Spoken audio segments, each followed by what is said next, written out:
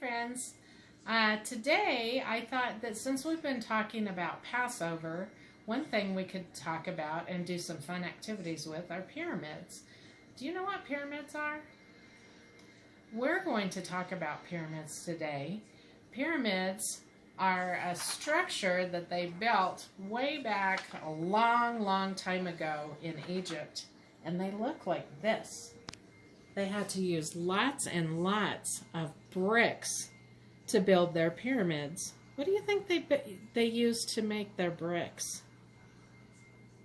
Do you have any ideas? I think that they used a type of clay or mud and some straw that they mixed together and built lots and lots of bricks. It would take so many bricks to make pyramids this size, and they're still there today. So they were very strong pyramids, and they built them really well. But you know, the Egyptians, when they made their pyramids, they had a lot of help from the Jews, because the Jews back then were slaves to the Egyptians. That meant that they had to do what the Egyptians said, and they made them work really hard. So they helped make these bricks. And so I was trying to think of ways that we could build our own pyramids today, maybe just for fun around the house with things that you might already have. So I have put together a few things to show you how I made some pyramids, and then later we're going to talk about maybe ways that you could make pyramids. Okay, so I gathered a couple of things together to show you ways that you could make pyramids at your house with things around the house. I have a deck of cards. I bet a lot of you have a deck of cards in your house, and I took them and built a pyramid. What shape is a pyramid? I know you know what this shape is because we talked a lot about this last month when we were talking about Purim. Remember when we talked about the shape of Haman's hat and the shape of Hamantashen? What shape was that called? Do you remember? I think it's called a triangle. And that's the same shape as our pyramids are going to be. So a triangle has 3 sides and 3 points. And so I made a triangle or a pyramid out of playing cards. You could do this at home. I bet you have some kind of playing cards. I bet for sure all of you have some kind of blocks at home. So I made another triangle or pyramid out of some Duplo Legos. And that's kind of fun to do. There's lots of things, though, that I bet you can find in your house. You could use food cans that Mommy has in the cupboard. You have to ask first, but make sure that's okay. But you could use cans. You could use empty boxes. You could ask Mom and Dad if they have some empty shoe boxes that you could play with. I bet you could build a pyramid out of that. Then there's sugar cubes you could use. If Mommy or Daddy has sugar cubes in the kitchen, you could use ice cubes. There's a lot of different ways that you can build pyramids. Pyramids are small at the top, and they get bigger and bigger and bigger and bigger, and the longest line or point is at the very bottom of the triangle. Just like a triangle, your pyramid is going to be shaped like a triangle. So what I want you to do is I want you to find some fun ways to build your own pyramids at home. And then I would love for you to send me pictures or videos of the things that you found to make your own pyramid. So today, another thing you could do at your house besides playing with blocks or cards to build pyramids is we can make an art project that looks like a pyramid. So today I have cut out a yellow triangle. Remember we talked about the shape of a pyramid is a triangle? So mine is yellow. You can use whatever color paper you have at home. Whatever you have is fine. But I got out my watercolor paints because we're going to paint this to make it look a little bit more like a pyramid. And I got out some scissors. So you're going to need a pair of safe scissors, and you're going to need a grown-up to help you. So what I did is I drew a triangle, and I used a ruler to make sure that my triangle had straight edges. You might also want a grown-up to help you with that part. After you cut out your triangle, you're going to take your triangle and you're going to fold it in half, just like this, so that it looks like this. And then the tricky part about our pyramid is it's not just going to be a picture, it's also going to be kind of like a puzzle. So we're going to cut straight lines across our triangle that we folded in half. We're going to take our scissors. Remember, when we hold scissors, we always put our thumb on the top and our fingers on the bottom. Our thumb is always going up towards the sky, and we always cut away from our bodies, because if we do this, ow, we're going to get owies. So we always cut away. So we're going to use our scissors, and we're going to cut straight across, straight across, straight across, and we're going to do that all the way down our triangle. So we're going to have many pieces. There's my last piece. And now look, I kind of made a mess of my triangle, but it's all part of how we're going to make our pyramid. So after you've cut all of your pieces, it's probably a good idea if you have a piece of paper underneath so you don't get paint on your table or whatever you're working on. But I have a piece of paper under here because I'm going to use some watercolor paints. Now, if you don't have paint at home at your house, you could use markers, you could use crayon, you could even use sidewalk chalk if you wanted. And I'm going to use the brown paint so that it looks more like bricks that would be on a pyramid. And I'm just going to paint over my yellow paper. And this paper with watercolors is going to dry pretty quickly.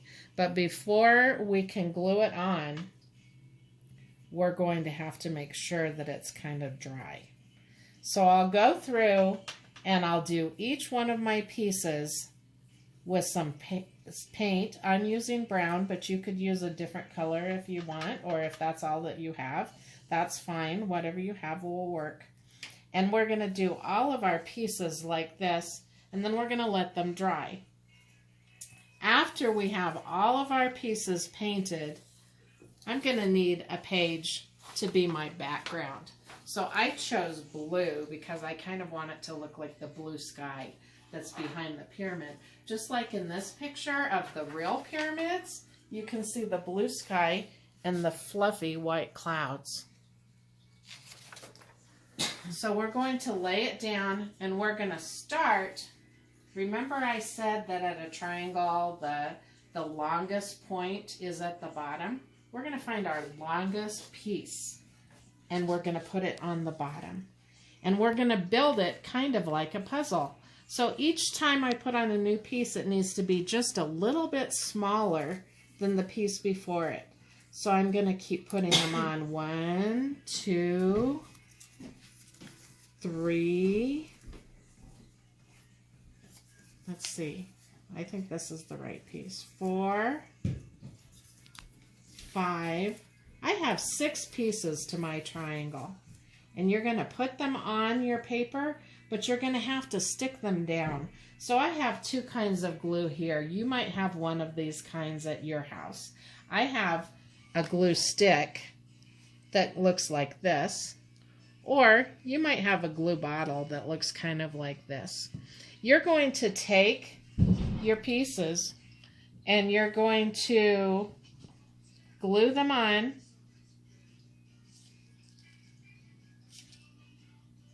Just like this, and stick them down to your paper. You're going to continue to do that all the way up to each piece after, and mine aren't all painted, but you will go ahead and paint all of your pieces, and then you're going to put them all up.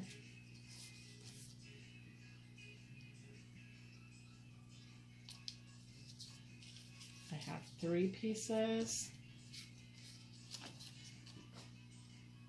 4 pieces, 2 more, 5,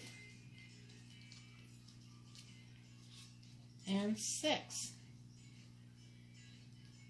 Actually, if it's easier for you, you could go ahead and glue your pieces down and then paint them. Whatever works better for you is fine.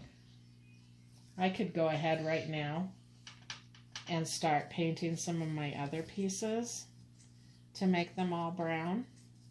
But when you get all of your pieces painted and glued on and put together in the order of their size, they're going to look kind of like a pyramid.